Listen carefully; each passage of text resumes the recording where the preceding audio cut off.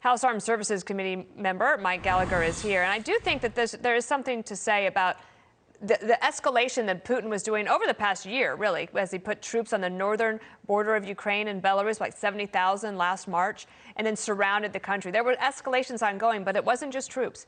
There were these cyber attacks, misinformation campaigns, and the Ukrainian government, Zelensky, was warning people about that at the time, Mike. Well, clearly Putin was preparing the battle space and trying to collapse Zelensky and the Ukrainians' people's will to fight, but it appears not to have worked, Dana. I mean, the remarkable courage on display.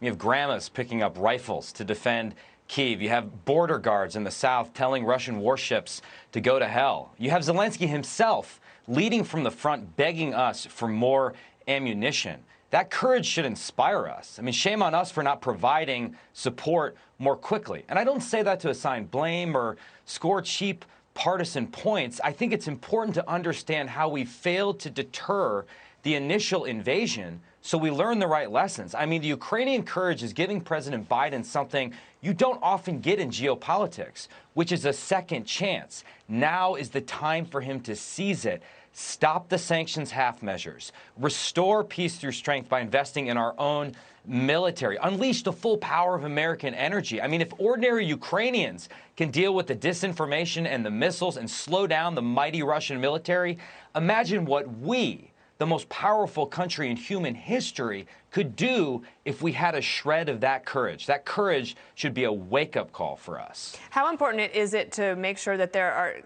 is access to the internet, both in Ukraine and for the people in Russia who disagree with Vladimir Putin's move here?